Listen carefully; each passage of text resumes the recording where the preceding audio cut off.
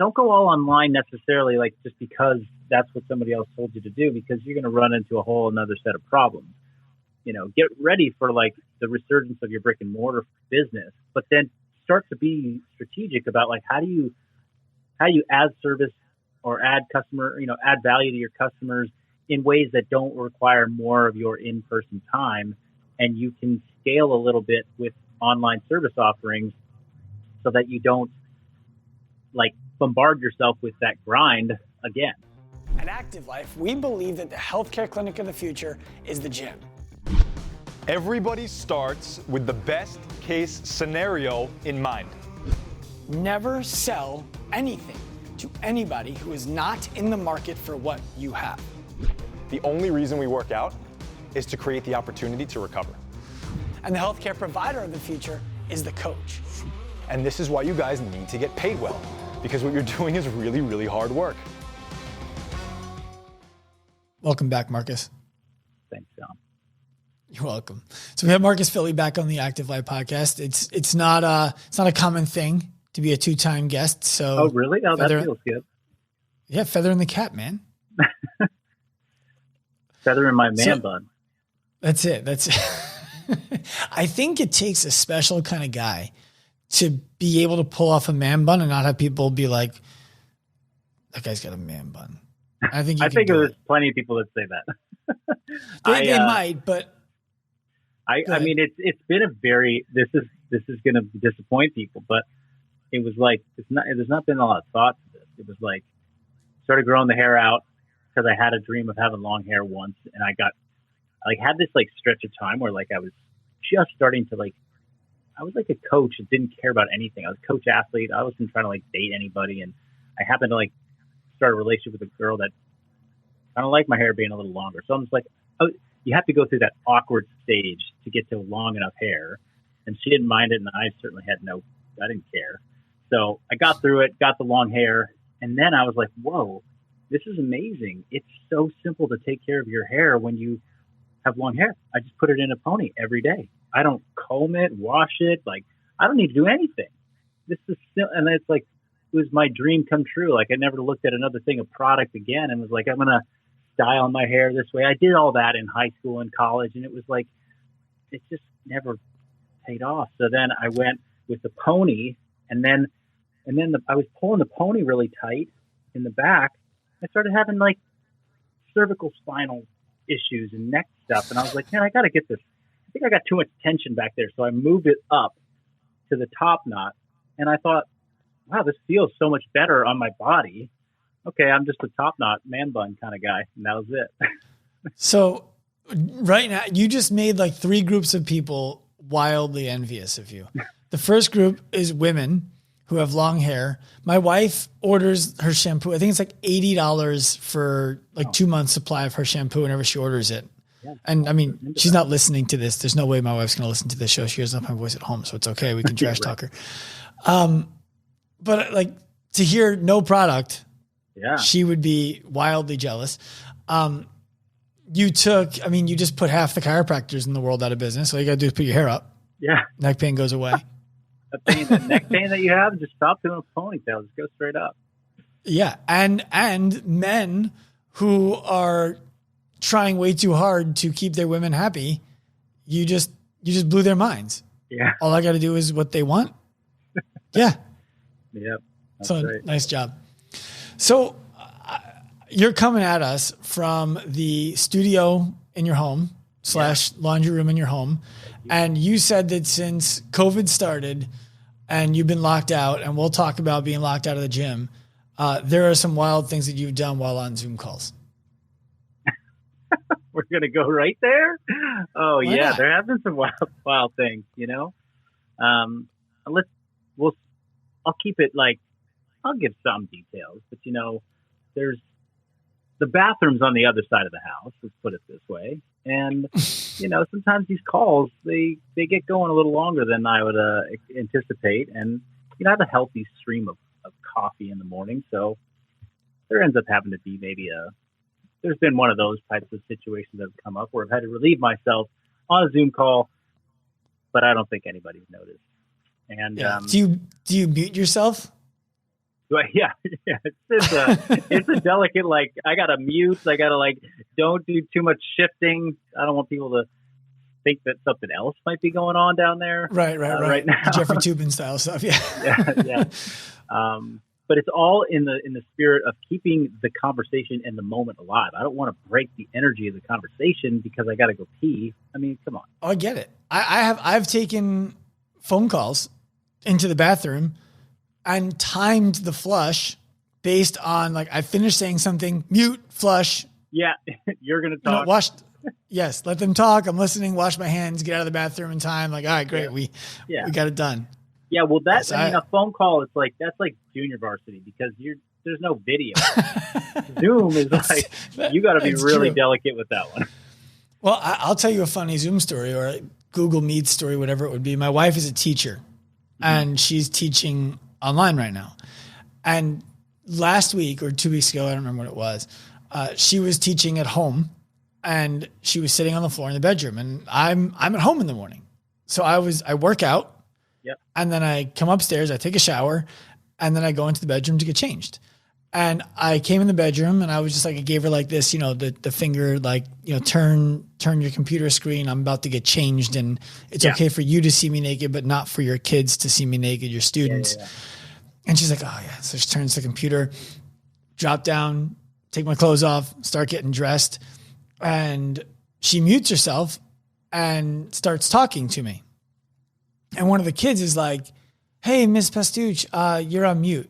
And she unmutes and she's like, I know, I'm sorry. I was talking to my husband. He's in the room. And the kid's like, oh yeah, I know. I can see him in the mirror. Meantime, I'm butt ass naked. And she teaches high school.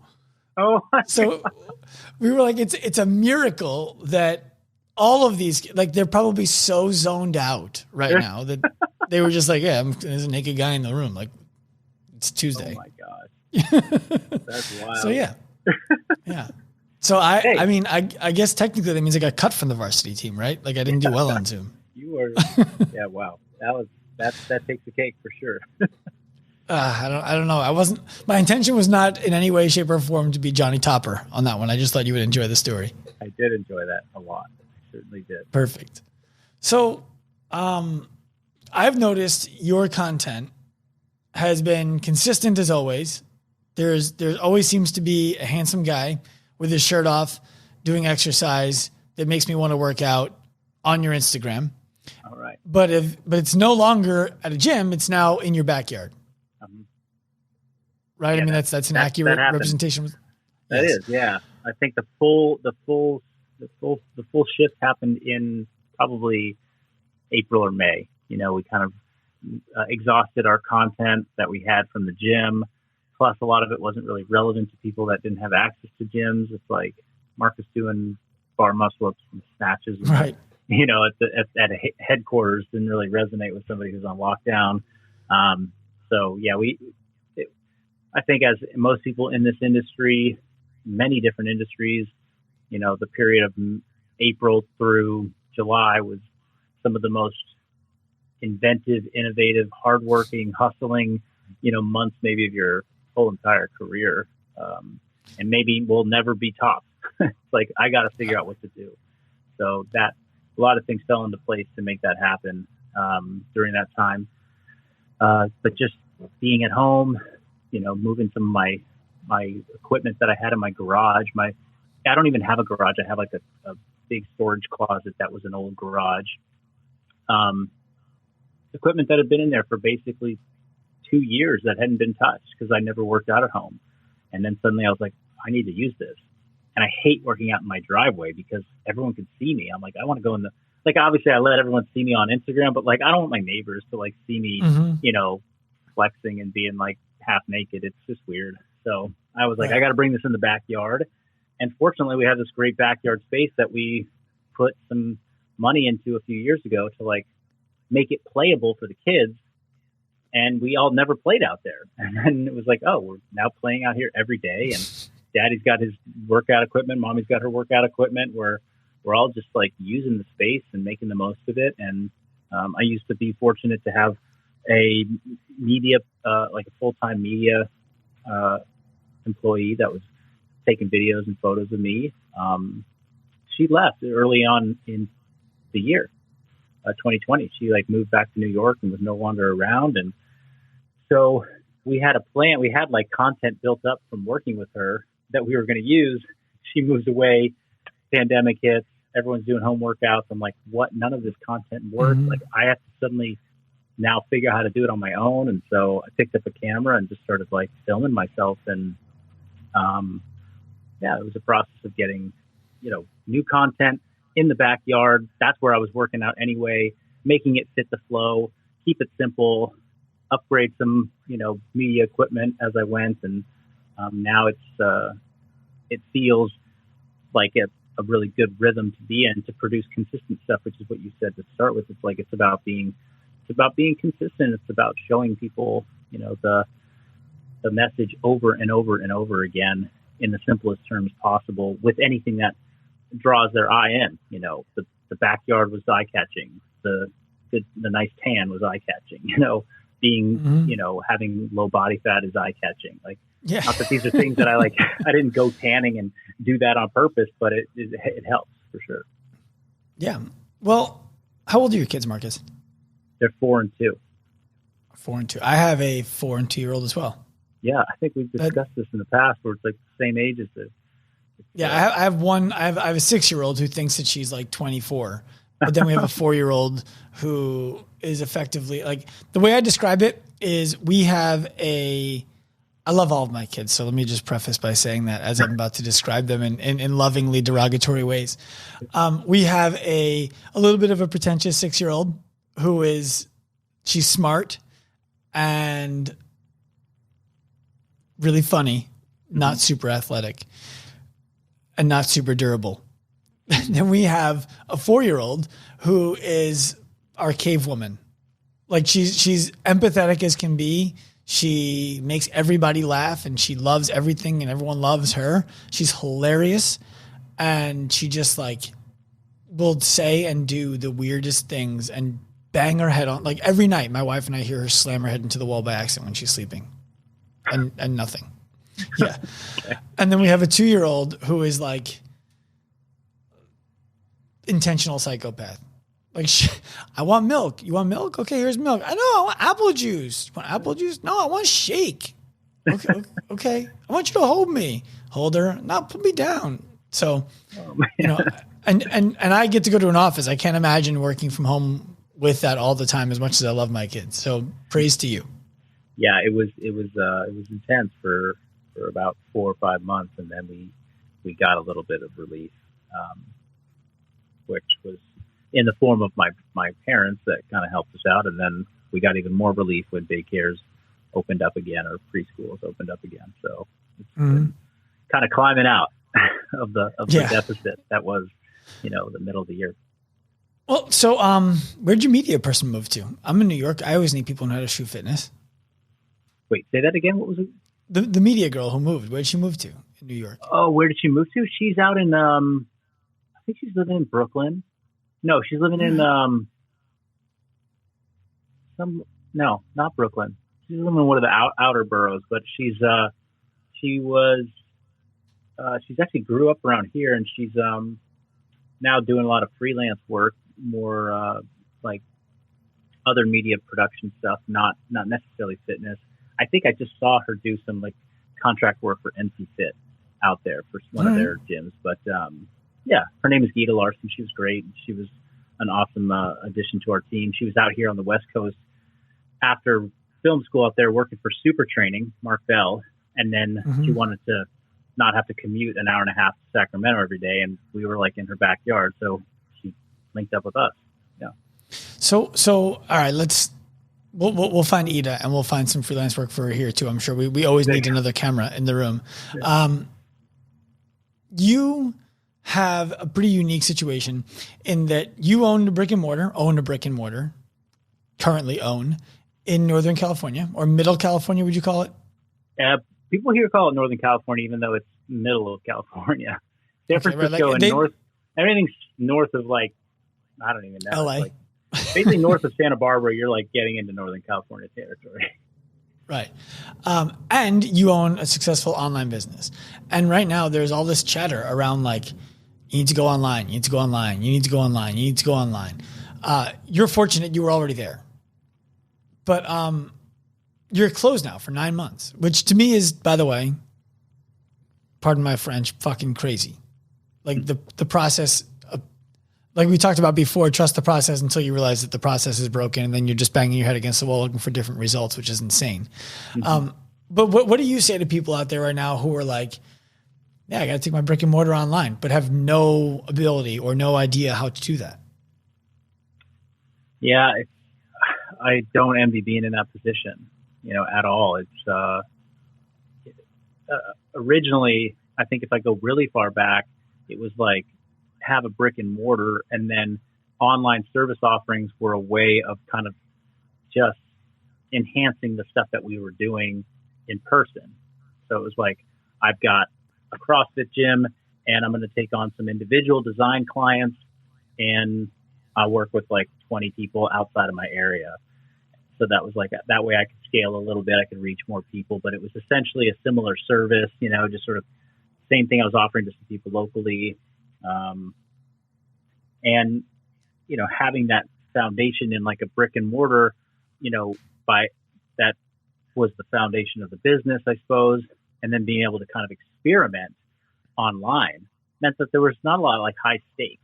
Like I didn't have high stakes of like, if I tried to do this online program or I tried to do this offer and it didn't work, like, well, we were still doing okay over here, versus somebody who's in the position now where it's like brick and mortar went belly up essentially.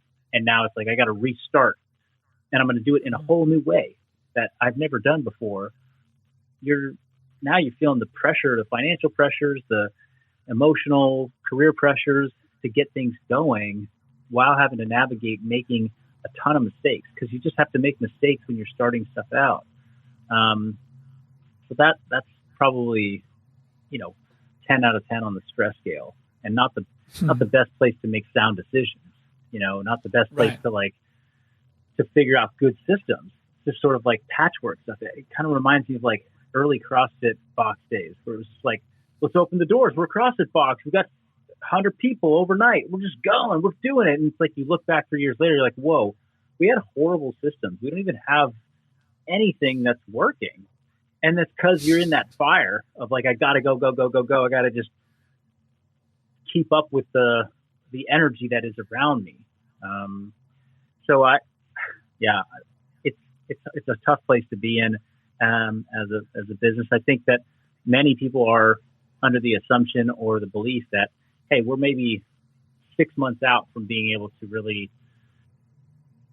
honestly invest into brick and mortar again, and like see a resurgence of that part of the fitness industry where, okay, there's going to be more of the economy is going to open up. We're going to be back into summer. There's going to be much lower disease transmission because vaccinations will have reached this many people, whatever, right? But like they're seeing that in the future, and it's like, okay, what do I do between now and then? If you've got zero online stuff in January and you've got April, May, June, July, with this upward trajectory, hopefully to the end of the year, where you're going to be able to revitalize your your brick and mortar business, then it's like, I don't think it's about transitioning wholesale to, an online business. I think it's get your ducks in a row so that when the market is looking for places to come and be part of a community and train in person, you're the best thing out there. You've shored up your issues. You've got the nicest facility. You put a little bit of time and investment into making your facility look and feel better. And, you've buttoned up on some of your intake skills, and your business systems are better, and your marketing systems are better, so that you can actually attract those people into your service. And that at that point, it's like, okay, we're back into the brick and mortar. We've got a good client base again. Keep it on your vision board that by the end of 2021, I need to have an online or a virtual aspect of my business, whether it's just an upsell to people that come to the brick and mortar, or if it's targeted at people that don't come to your brick and mortar. You need to start to find a way to have like an alternative revenue source that doesn't just rely on the one-to-one, face-to-face, or group fitness thing model. And I think that's that's a realistic strategy for somebody. Hey, over the course of this next year, develop something small for yourself, because yeah, there's going to be big players that come in and try and just like grab the whole market share of the fitness industry with, apps and tech stuff, but it's ultimately not going to be the case. No, I wrote an article today, and this will date it for when it comes out, asking the question, is the battle, quote, battle, between brick and mortar fitness and digital fitness, the modern day version of the tortoise and the hare, where it's, all the animals lost to the hare. The hare just beat everybody in the race over and over and over again. And it became so comfortable and so arrogant that it could beat all of the other animals in the race, that when the turtle challenged it, it didn't even take it as a real challenge. And it was ahead, and then it took a nap and it fell into a deep sleep, and the turtle beat it to the end of the race. Mm-hmm. Right. And my belief is that today digital fitness is the hare. It's smashing everybody.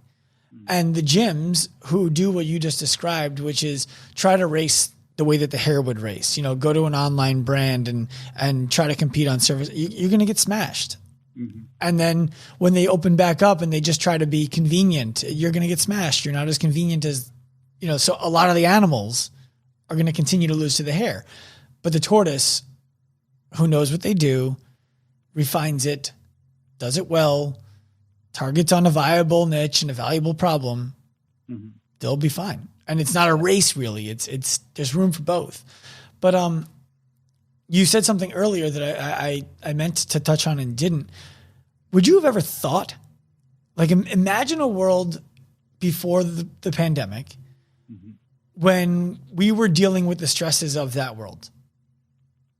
And if someone said to you something like, you got to buy something that's going to cost you $25,000, $30,000 to make your business go, a lot of people probably would have been like, I can't afford that. That's crazy. I would go out of business. Mm-hmm. Right? Well, how many thousands of dollars has the pandemic cost gyms in that same time period? And they're still technically open and viable. Mm-hmm. It's to me, it's a testament of adaptation if you're down to do it. Yeah. So there's a question for you in here somewhere. I'm rambling. I'm going to get to it. No. You're so good at creating content, being on camera, and bringing value to people's lives online. Do you think it's going to cost you energy that you're not interested in expending to get back to in person, the monotony of the day-to-day grind, dealing with people in person?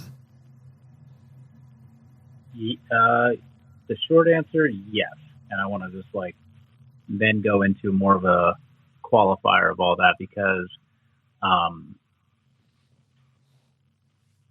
part of, out of respect to the people that I've worked with personally and in person and at our gym, it's like those relationships and that experience as a coach is what has given me the that's the foundation of how I've grown into being an effective communicator and teacher in the online space. My 8 mm-hmm. years or 7 years or 6 years of group fitness coaching, where I stood in front of people and I tried to teach them every day, that made me good at standing in front of a camera and talking to a group of people that I could just see as like a class in front of me, right? Individual design clients that I still work with, they still mean a lot to me. I learn a lot from them, but it all has to come in it's all in the context of okay, how is this feeding the bigger vision of what what we want to create as a company and what makes us viable, right? It's like, I would love to be able to do this. Okay, but what are we actually doing? What pays the bills? What serves the bottom line for coaches, staff, employees, owners, and clients, right? It's like just knowing what really makes the whole thing work. And that has gotten super clear. So the investment into the brick and mortar that I was very, very deeply, committed to, it took the pandemic to have it shut down. These were feelings that I knew were there, but then it was like it was gone. It was like, whoa, that was a big energy, draw in my life. It pulled a lot of energy. I got energy from it, but it pulled more than what I think it was adding back to the sum total of my life, my coaches' lives, and our business. And when I look at it that way, I'm like, that's not how I would define success in a business approach. When you remove something and you've got 7 out of 8 people who are in that business model who are like, whew, yeah, it's kind of nice to not have that. That's a problem, you know? Yeah. Which speaks to just more of like, not like we don't like coaching people because we're all still coaching people. It's like, what is it about that model that is, I don't know, it's like going back to like the CrossFit gym model. It's like burnt out everybody, like owners and coaches alike. Like nobody really thrived in that for decades, you know, or years. It was like a couple of years. I'm like, man, I can't do this anymore. And so I'm sorry. Sorry, go ahead. Jump in. No. I thought you were done. I don't want to jump in yet. Keep going. Okay. Yeah. So, as I'm thinking about like, how would I want to reinvest and reengage into the brick and mortar in-person facility, it's going to be more hands-off. It's going to be a lot more hands-off. It's going to be about creating a space where people can come and express themselves physically under the guidance of good program design and great equipment and a nice space. But if you want coaching in person, you're going to pay the premium. If you want to come and be part of a community and get good design and get this model that we have now, which is just essentially like, you know, online program delivery, or which could be custom or group model. Either way, you can go get the custom program for yourself, or you can get kind of the group template. Either way, if you want to just come and use that and do it in a communal space, we have an option for that. Yeah, it might not, it's a different price point, and you know, you pay the membership fee to come and use it, and that could be a great way to build a structure. But over promising how much personal connection that client is going to get with you is, I think that's the variable that in the brick and mortar fitness industry, people have just like, well, I've got this thing, so I'm gonna play that hand. I'm gonna play personal connection. I'm gonna play FaceTime. I'm gonna play the you get to see me all the time card. That's what's going to get you in. And that is a very, very finite, you know, resource that you have. That is what's killing people. So when my coaches, myself, and other people who went and like they didn't have that for a period of time, like, whoa, I can kind of structure my own schedule. I'm doing Zoom sessions with people, but then in between Zoom sessions, I'm like chilling on my own. I'm at my house. No one's watching me. I could have my pants off underneath this Zoom call. No one knows. Like, there's freedom to that as a fitness professional. They're like, whoa, I don't have to be in the gym for 10 hours straight. Even if I was only doing 6 PT sessions, 10 hours were with people. And that was just, I couldn't do anything productive in those other 4 hours.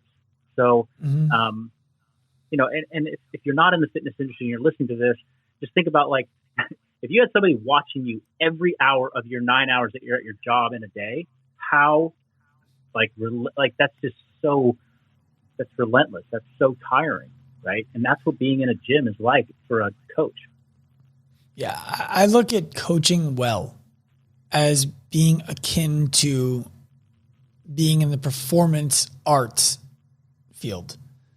You know, you're putting on a show at every moment and engaging with the audience at the show.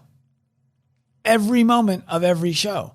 And the difference between showing up on a stage, not that I have experience, so this is like mansplaining an actor, I guess, but whatever, my perspective, is you get to go on stage, say your lines, do your improv, whatever it is, and hope that the audience enjoyed it.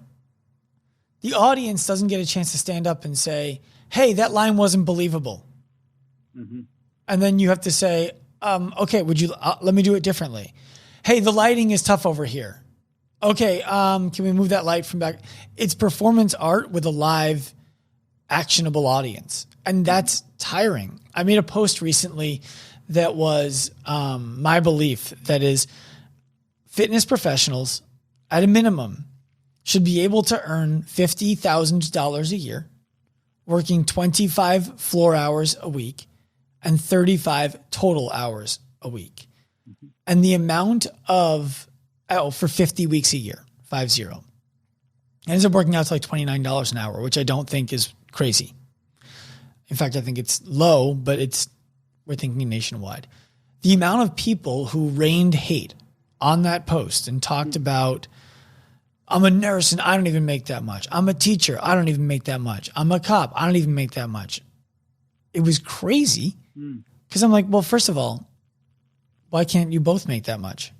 Like, why does it have to be they can't, right? And I just don't think that people outside of fitness understand quite how difficult the job is to be a great coach in a great gym. Yeah. Gosh, well, yeah, I mean, as you say that, it's like I could just totally go back on a lot of the very, passionate words I just chose to speak a moment ago and be like, well, God, was that insensitive to like the teacher or the ICU nurse or the police officer, whoever is out there? It's like, I'm really, just we're talking, about what we do. And we're in this, many of us got into the fitness industry before the age of social media and before really like internet exercising was the big thing. And it was like, I'm going to just work with people and really help them get healthier and lead a better life. It's a noble profession. I truly believe that. And I think there's some people that got into it later, in recent years that maybe aren't in it for the same reasons, but we'll leave that out of the conversation. And I also I don't mean to like, we can sit here and say like these aspects of the job are challenging. And I don't mean to say that your job is not challenging, whatever you're doing out there. There's plenty of things that are way more noble and way more challenging than teaching people how to squat. But I do think that there's, tremendous power in this field to change people's lives for the better. And none of it works if the people that are teaching it are churning out, can't make a living, and are, getting burned out on coaching. That's where the whole thing dies. And that's where, it gives room for the kind of non-effective lies of like fitness fads to just sort of fill the entire market. It's like, because the really good coaches and the really effective coaches are the ones that were in it for the right reasons, they burned out and they are not doing it anymore. And so you had to turn to the next thing. And once you got ping ponged around enough looking for a good fitness approach, you landed on, whatever boot camp, gimmick thing that might, not boot camp gimmick, but fitness gimmick that's out there. Right. Well, yeah, it's you're right. And I don't think that you did say anything that was insensitive to any of those spaces. And I think the only way it could be taken that way is if people look at it as a finite pie. And it's like, well, if you take more of the pie, then that means that there's less of the pie for me, which isn't, it's not true at all. I mean, if you go super macro, I guess technically it is, but the amount of the pie that is being taken by an individual in a space is so negligent compared to the size of the pie that it doesn't function that way at all. And what I find most interesting about that conversation always is how quickly people in general go to defend the work that they're doing as valuable by comparing the amount of money that they earn from it and suggesting that to say that these people in this space should make this much money is to suggest that they are more valuable than the space that I work in, which is not at all what the conversation is about. But I appreciate you going down that hole with me. Yeah. So you mentioned that 7 out of 8 people, and you might have just been making it up, but the idea of that the majority of your coaches and you love coaching, you're still coaching. When the state said we're going to close gyms for 2 weeks, 9 months ago, everybody was like, well, you know what? I could get used to this. It's not that bad. I think people are underestimating the amount of work that those people who, when I say those people, those of you out there listening who are still functioning digitally, who are not able to get back to your brick and mortar full time at the time of the release of this show, I think that there might be some miscalculating how much energy it required to be there live in person. And there might be some nostalgia for what there used to be without true remembrance for what there used to be. And one of my concerns is people going right back into that business, guns blazing, and then 30 days later being like, what the fuck hit me? Yeah. And I think that's kind of what I was saying when you were like, well, what do you say to people that just are like, you got to go all online right now? And I'm like, well, don't go all online necessarily, like just because that's what somebody else told you to do, because you're going to run into a whole another set of problems. You know, get ready for like the resurgence of your brick and mortar business, but then start to be strategic about like, how do you add service or add customer, add value to your customers in ways that don't require more of your in-person time. And you can scale a little bit with online service offerings so that you don't like bombard yourself with that grind again, right? That you can preserve some of this, whatever sense of maybe, I don't know if freedom's the right word, but this sense of like, you have a little bit more control over your life and schedule to operate as in the fitness industry in the way that you have during maybe some lockdowns or some slower, shutdown times during the pandemic. And I think you're right. Like, and that's true amongst my coaches. I mean, it's interesting. Like, of my coaches, we've got a few that are like, I don't know if I'm ever going to be ready to go back to being in the facility. And then some that are like, God, I just can't wait to get back to it. And then some that are like, I think I'm going to be like a 50-50 kind of person. They're like, not sure, but there's now starting to be some sense of like, man, I guess I just miss it. It's been long enough that they don't remember exactly what it felt like to be there day in and day out. They know that they're getting a little cooped up in January 2021 when it's been raining for the last 5 days. And like, God, I wish we were all at the gym, just like getting after it. Yeah. I think that the message you're relaying is a good one, and gym owners and coaches should heed it if they're still at home or getting ready to go back into work. And I think you need to look at going back to work in person very much like the member who joins the gym in January who hasn't joined the gym in the last 7 months or year or ever, but decided I'm going to come back because it's January. And then you see them 5 days in a row and you're like, oh, this dude's going to be gone in 3 weeks. And think of that as yourself and give yourself the grace to come back in at a pace that allows you to re-indoctrinate yourself to the workload, the energy requirements, and all that kind of stuff. I think that's a smart message that you're delivering. Yeah. Yeah. I mean, like, and that's kind of the strategy that we had in place for our facility that we were considering. Now, again, I know that as a company, we're in a position to make some decisions like this because we have a revenue stream coming in through online coaching that allows us to sort of have flexibility. But it was like, okay, we used to, let's say, have 21 available hours. No, it was more like 40 available hours every week for people to come and train. We were staff floor schedule for 40 hours a week. I'm like, okay, well, we'll come back at like, 25% of that. We'll have 10 floor hours a week that are scheduled, and I'll install the key code on the door, and we'll let our members have access to the facility during these other hours to come in whenever they want. And that's how we'll run the business for a period of time. So they can come get some FaceTime with a coach. Some of the coaches that want to coach on the floor can do that. We'll be honest about like, this is the service. I mean, it's like once you decide this is the service that you're offering, then you can sell it and you'd be like, hey, I feel confident that you can get a great fitness experience through this, right? Because all of our clients, we're running an individual design facility, not a group fitness facility. So every client that came in had a program anyway. We were adding this bonus of like, you're going to come in any time of the day to do your workout.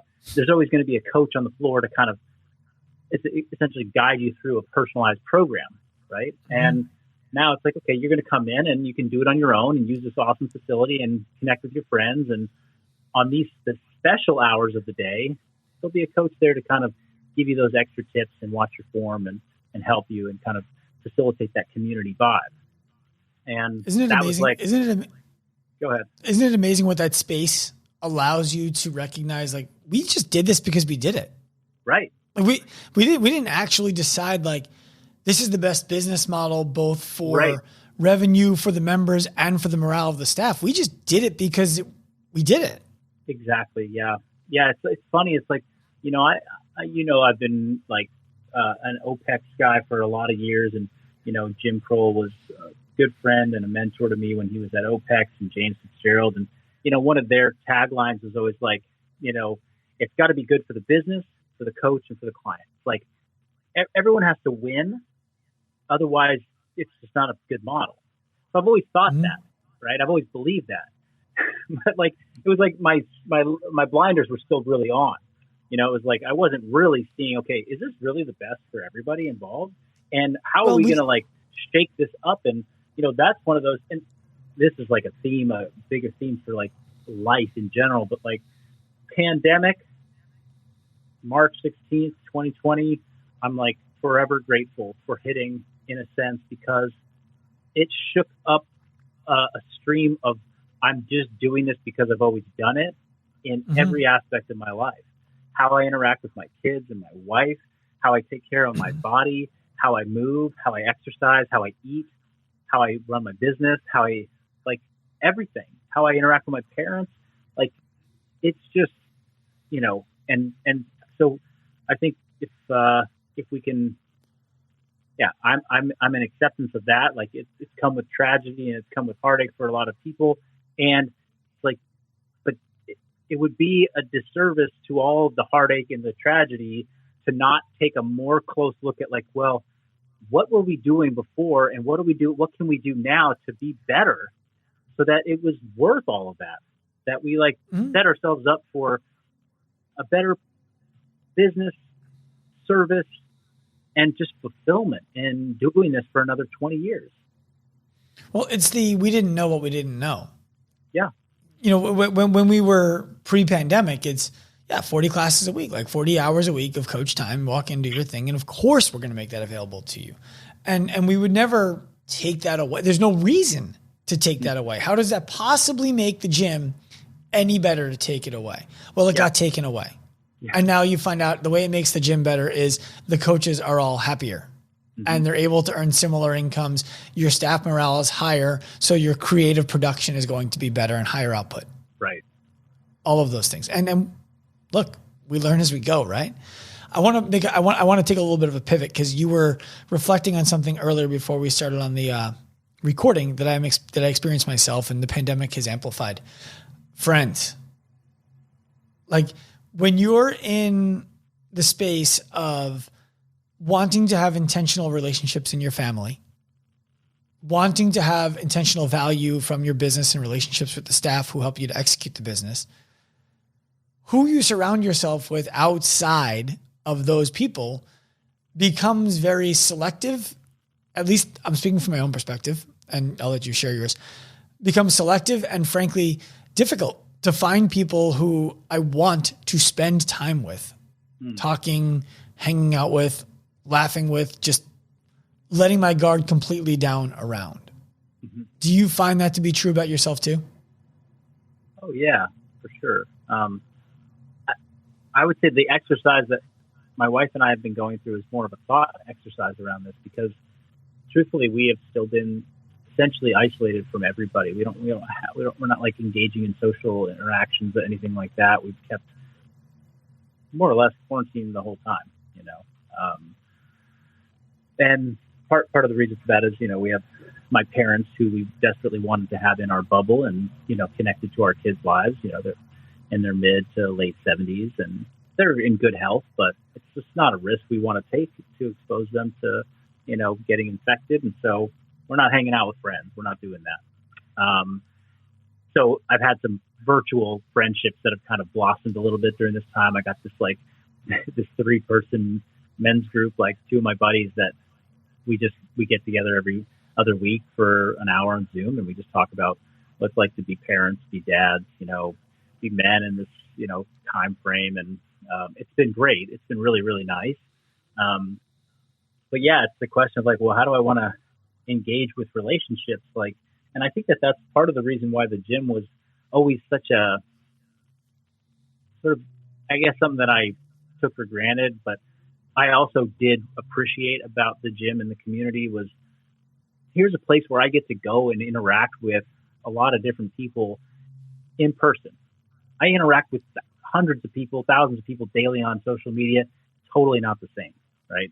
Mm-hmm. If I go and I see somebody, we exchange a hug, a handshake, a fist bump, a high five, and I ask them about how their kids are doing, or I ask them about their, what they did over the weekend. Like, that is a different type of connection that was just built into my life. And as somebody who's a little bit more introverted, who would prefer to probably have things kind of like I would live like live in quarantine most of the time. I'm good with that. It got me to expand as a person, and get out of what would feel more comfortable to me. So that's the question that my wife and I like juggle with. We're like, what are we going to do? Like when things are open and like, we're going to get invitations to dinner parties, or we're going to get, someone's going to say, hey, we want to hang out with you this weekend. And we're going to be like, do we want to hang out with you this weekend? Do we want to spend the time with our kids and like get a good night's sleep? Like, what do we really want to do? And like, what have we always just done because it's a social expectation of us? Mm-hmm. It's funny. My wife and I were talking yesterday, and we were discussing that we don't have a tight group of, like, if we could go back to college, for example, and talk to the people who we were friends with then, we are still friends with all of them now. The problem is they live everywhere. I got friends in Chicago. I got friends in California. I got friends in Florida. I got friends in Jersey. I got friends in Maryland, DC, Virginia, and same with her. That group of people have taken similar paths in their lives that we have taken in terms of their careers. They have kids of similar age. They're still interested in similar things to us. Like, they're not the same, but similar. If they were all around, we would be like, yeah, let's get together with this group of people like every day. Let's go to the beach in the summertime. Let's hang out in the backyard and barbecue. Let's do that. Let's co-parent our kids as a little group. They're not local. Mm-hmm. And creating those kinds of relationships locally you're exactly right. Like, you get invited to dinner. It's, do I want to go? Or is this person just going to complain about their job mm-hmm. and their wife and their kids, which are three things in my life that I love, mm-hmm. And wouldn't complain about to anybody because I chose them. Yeah. So it's interesting. It's interesting. Totally. Yeah. And, it's like when I stripped away, when we were, I guess, all forced to strip away all of the excess stuff or all of the options. And I think it's helped sharpen our focus on like, well, what do we really want? What do we really need? What really fulfills us and satisfies us? And people ask the question now that's like common, small talk. It's like, well, what are you looking forward to when this thing is over? What are you going to go? What's the first thing you're going to do? If everything went back to normal tomorrow, what would it be? And I'm like, I'm going to take my kids to Costco.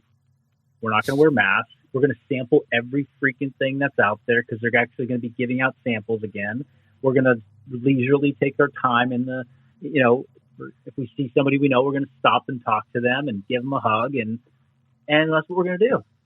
Or I'm going to go with my wife to a crowded movie theater. We're going to sit, in the aisle because that's where we sit over on the right. We're going to eat a big bag of popcorn. I'm going to be reaching into popcorn that's been touched by like 10 different hands of employees, and I'm going to be fine with it. And I'm going to drink a Diet Coke and some peanut M&Ms, and it's going to be great. And we're going to laugh, and we're not going to worry about, getting sick. But that's it. It's like, this is like, and then the rest of the time I'm like, I just want to be able to move my body. I want to be able to make a good meal. I want to play with the kids in the backyard. I can't wait to get Noah on a bike so we can go on a bike ride. I don't need much more than that. Diet Coke. Diet Coke for sure. Not because certainly not because it's healthy, because I'm chasing it down with M&Ms and popcorn, but it just tastes delightful. I guess, look, minus the M&Ms and the popcorn. Diet, at least it's diet. I got 0 calories in this drink. Okay, yeah, I'm gonna get the 2,000 calories I have in this bag of popcorn. Right, and I'll get hate mail for saying diet is better than regular. So people who are listening, I'm not really saying diet is better. It was a joke. Well, you know what? I think it started with like I grew up with like a household where the parents were like drink diet beverages because it was like that was the era of like well marketed. Yeah, and then I was like I got addicted to the flavor of it. And, regular Coke was kind of sweet or something. I don't know. Yeah. Well, Marcus, you trademarked one of the smartest names for a business I think I've ever heard, Functional Bodybuilding. It's great. It's brilliant. Is there anything you want people to know about it before I let you go? And certainly I want you to let people know where they can find it and what it's all about, because I want people finding good places to go take care of their bodies and their minds. I think you're one of them. Oh, well, thanks for saying that. And functional bodybuilding is the it's the brand, but it's just the method, and it's the philosophy that I bring to training. And what is functional training? It's anything that enhances your function in life, right? And so you can't really just define that outside of the individual. Like what's functional for you? But take 1,000 people, define their function, put it on a chart, Venn diagram. There's a huge overlapping section that we can pretty much all agree, like this is functional and this lies outside of functional. So it's not such like a specific thing that is going to be nuanced for every person. And bodybuilding is like, there's basic contractions that, work well for developing muscle, getting muscles to contract hard and at high threshold and, and enhance physiques and change physiques and, build muscle hypertrophy. And those lend themselves really well to functional training, right? You don't have to move fast. You don't have to move complex. You don't have to chase a clock to be functional. You just have to do something that enhances your function. And that's what I realized more and more after my departure from CrossFit as a competitive athlete, was to say, hey, you know what? This just all blends. It all fits together. And, this was 4 years ago when I started talking about it. And now, every training program out there is doing some form of function. Like a lot of them are doing some form of functional bodybuilding. And it's not to say that I was doing an influence that, but it's just that was the undercurrent that the audience wanted. It didn't hurt, man. It didn't hurt. No, I think it's definitely, I've had an influence on, I'm sure of it. And so I'm here to continue to showcase training options and coaching options that really have that at the heart of what we do. It's like, we're going to blend this world of bodybuilding and functional training into something that I think will ideally feel great for people and keep them feeling good, but also looking good, right? So it's like, you don't have to just be all in on the looks, and you don't have to be all in on performance. You can ride that middle line very effectively and get more people bought in for longer periods of time. Well, we could end up on a 3-hour podcast if we talked about how often you should chase the clock. That could be that could end up being a really long podcast. I'll end it, right? I'll end it in the first minute. Never. That'll be part 3. I'll be your first part 3 episode person. We'll come back to it. We can do part 3. So they can go to revival-strength.com/free, get on my newsletter, and get my weekly training and nutrition tips that I send out via newsletter, and then some training ideas every day over at Marcus Philly on Instagram. Perfect. Marcus, I appreciate you coming on today. Thank you, Sean. Thanks for having me again. Appreciate it. My pleasure. I hope you enjoyed this episode of the Active Life Podcast. If you did, please be sure to head to wherever you listened to it and give us a quality review, as well as 5 stars if you can spare them. If you want more from us, feel free to follow all of our social media accounts at Active Life Professional, Active Life RX, and Dr. Sean Pastuch on Instagram.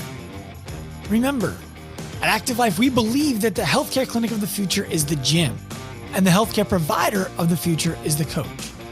We also believe that future is now.